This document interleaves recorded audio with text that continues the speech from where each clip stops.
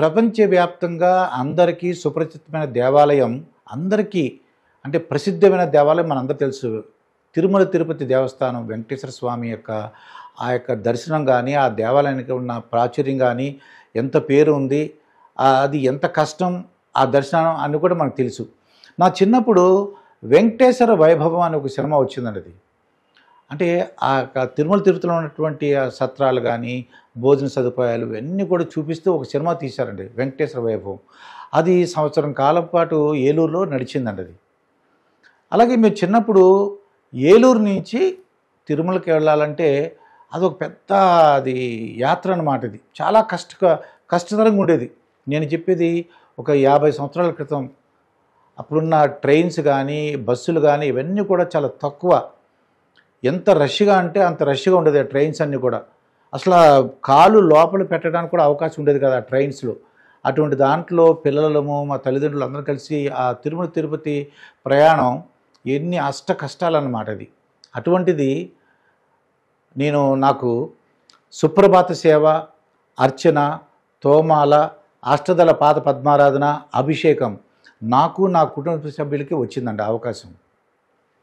ఈ విషయాన్ని మాజీ అంటే దానికి తిరుమల తిరుపతి ఈవో ఎగ్జిక్యూటివ్ ఆఫీసర్గా పనిచేసినటువంటి ఎల్వి సుబ్రహ్మణ్యం గారితో ఆ విషయం చెప్పాను. చెప్పినప్పుడు, బాబు నువ్వు అలా అనకూడదు, స్వామివారు నీకు అనుగ్రహించారు, నాకు వచ్చిందని అనకూడదు, స్వామివారు నీకు అనుగ్రహించారు అని చెప్పి.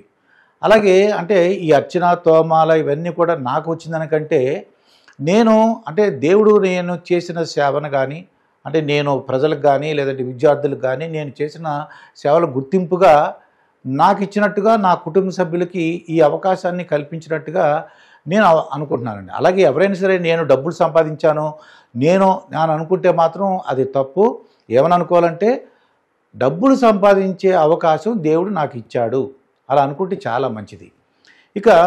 ఇక తిరుమల తిరుపతికి ఒక టీటీడీ బోర్డు ఉంటుందండి. ఒక బోర్డు ఉంటుంది. తిరుమల తిరుపతి దేవస్థానం ఆ బోర్డు ఉంటుంది. ఆ బోర్డుకి చైర్మన్ TV5 అధినేత బిఆర్ నాయుడు గారు. ఆయన వచ్చిన తర్వాత చైర్మన్గా వచ్చిన తర్వాత చాలా సంస్కరణలు తీసుకొచ్చారండి. భక్తులందరూ కూడా చాలా అంటే సౌకర్యవంతమైన అంటే సంతృప్తికరమైన దర్శనం కలిగేలాగా ఆయన ఏర్పాటు చేయడం జరిగింది.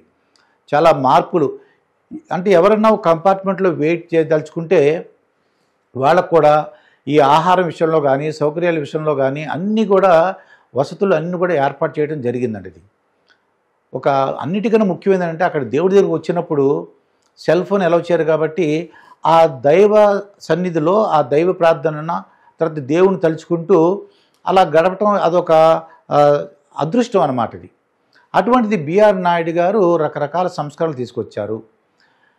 అలిపిరి నుంచి తిరుమలకు వెళ్ళే దారిలో లేదంటే తిరుమల నుంచి అలిపిరికి వచ్చే దారిలో కొన్ని ప్రమాదాలు జరుగుతుంటాయండి. అనుకోని విధంగా పైనుంచి రాళ్ళు పడవచ్చు, లేదంటే మృగాలు ఈ అడవి జంతువుల యొక్క దాడి జరగచ్చు, లేదంటే ఏదన్నా భక్తులు వెళ్తున్నప్పుడు ఆరోగ్య సమస్యలు ఏర్పడి గుండె నొప్పి ఇవన్నీ కూడా వచ్చి అవన్నీ ఇబ్బందికరమైన పరిస్థితులు రావచ్చు.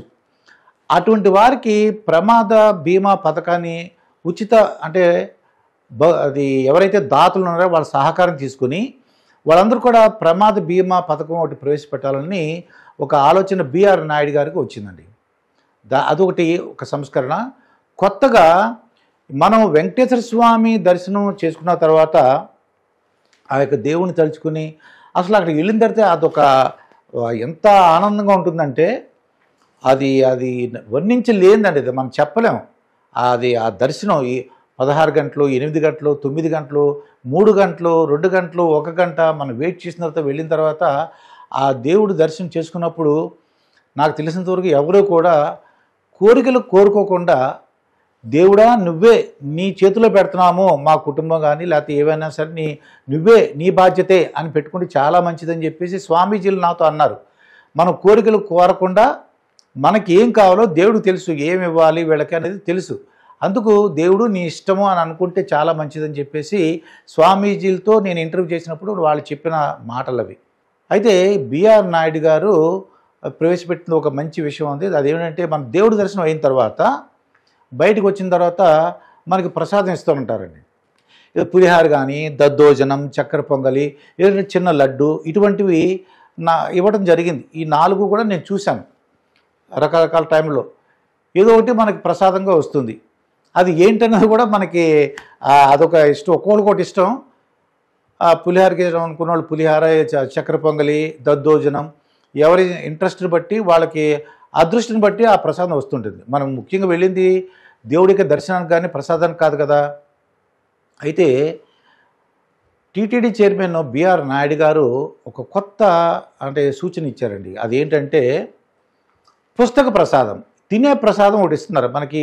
నేను చెప్పిన ఈ పులిహార, దద్దోజనం, చక్కెర పొంగలి, చిన్న లడ్డు ఏదో ఒకటి ఇస్తూ పుస్తక ప్రసాదం అంటే వెంకటేశ్వర స్వామికి సంబంధించినటువంటి కథలు కానీ, చరిత్రలు, అలాగే దేవతామూర్తుల యొక్క స్తోత్రాలు, రకరకాల దేవుళ్ళ యొక్క కథలు అవన్నీ కూడా పుస్తక రూపంలో భక్తులకి, ముఖ్యంగా చాలామంది ఏంటంటే అంత టైం ఉండదు వాళ్ళకి, కానీ ఎవరైతే దేవుడు సందర్శనానికి వచ్చారో ఆ భక్తులకి ఈ పుస్తక ప్రసాదం, తినే ప్రసాదంతో పాటు పుస్తక ప్రసాదం కూడా ఇవ్వాలని టీటీడీ చైర్మన్ బిఆర్ నాయుడు గారు వాళ్ళ ధర్మకర్తల మండలి ఒక డిసైడ్ చేసిందనమాట అండి. ఇది చాలా సంస్కరణలు, చాలా మంచి విషయం ఇది. అంటే మనకు తెలియకుండానే అదొక ప్రసాదంగా దేవుడిచ్చిన పుస్తకం కాబట్టి తప్పకుండా ఎవరైతే చదవగలరో వాళ్ళు చదివి ఆ యొక్క తెలుసుకోవడానికి అవకాశం ఉంటుంది. అంటే తినే ప్రసాదం ప్లస్ ఇదొకటి మనకు పుస్తక ప్రసాదం. అయితే ముఖ్యంగా బిఆర్ నాయుడు గారు గొప్పతనం ఏంటంటే ఆయన చాలాసార్లు ఆయన మనసులో ఉన్న కోరికను పెట్టే తొందరగా దర్శనం అయ్యేలాగా, ఎక్కువసేపు వేచి ఉండేలాగా కాకుండా సంతృప్తికరమైనటువంటి దర్శనం కల్పించాలని అనుకుంటున్నాను అని చెప్పి చాలాసార్లు ఆయన చాలా సందర్భాల్లో ఇంటర్వ్యూలో కానీ నాతో కూడా చాలాసార్లు చెప్పారండి ఆయన. చూద్దాం మరి ఈ పుస్తక ప్రసాదం కూడా అందిన వాళ్ళు ఎంతమంది ఆ యొక్క పుస్తకం చదివి వాళ్ళకి అనుభవాలు కలిని అవన్నీ కూడా కామెంట్ ద్వారా తెలియచేయండి.